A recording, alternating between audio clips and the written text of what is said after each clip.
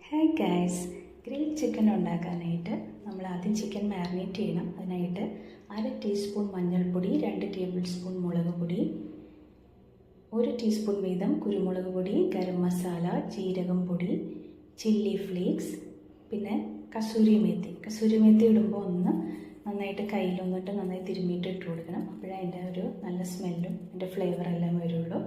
പിന്നെ ഉപ്പ് ആവശ്യത്തിന് ചേർത്ത് കൊടുക്കുക.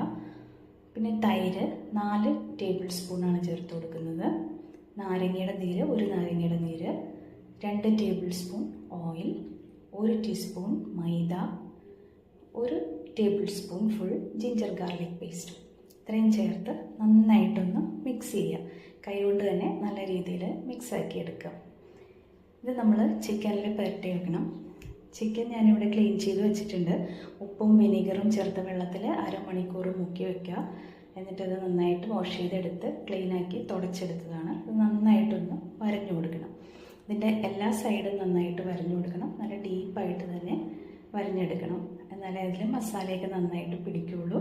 അപ്പോൾ ഗ്രില്ല് ചെയ്യുമ്പോഴും പെട്ടെന്ന് കുക്കാവാനായിട്ട് അത് ഹെൽപ്പ് ചെയ്യും. ഇനി ഇത് നമ്മൾ മസാല നന്നായിട്ട് തേച്ച് കൊടുക്കുക. വരഞ്ഞ ഭാഗത്തൊക്കെ നന്നായിട്ട് തേച്ച് കൊടുക്കണം. ഇത് തേച്ച് കൊടുത്തിട്ട് നമ്മൾ ഫ്രീസറിൽ വയ്ക്കും. ഫ്രീസറിൽ മിനിമം 8 hours എങ്കിലും വയ്ക്കണം.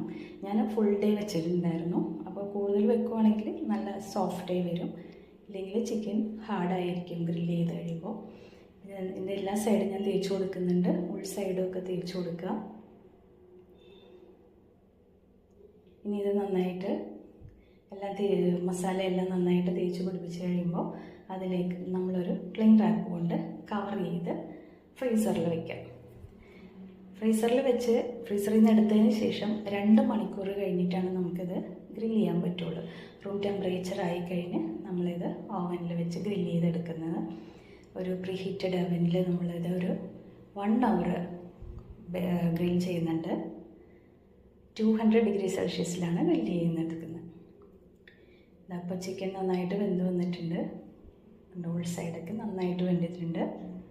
ഇനി ഇതിന് സൈഡായിട്ട് ഞാൻ ഗ്രീൻ ചട്നി മയനൈസാണ് ഉണ്ടാക്കിയിരിക്കുന്നത്. മയനൈസ് ഓയിലും എഗ്ഗൊന്നും ചേരാത്ത വെജ് മയനൈസാണ്. ഇതിൻ്റെയൊക്കെ ഡിസ്ക്രിപ്ഷനിൽ ഞാൻ ലിങ്ക് കൊടുത്തിട്ടുണ്ടാവും. ആവശ്യമുള്ളവർക്ക് നോക്കാം. അപ്പോൾ എല്ലാവരും ഇത് ട്രൈ ചെയ്ത് നോക്കുക. ഗസ്റ്റൊക്കെ വരുമ്പോൾ ഗസ്റ്റിനൊക്കെ മുന്നിൽ ഷൈൻ ചെയ്യാൻ പറ്റിയ ഒരു ഐറ്റമാണ്. എല്ലാവരും ചെയ്ത് നോക്കുക. Thanks for watching.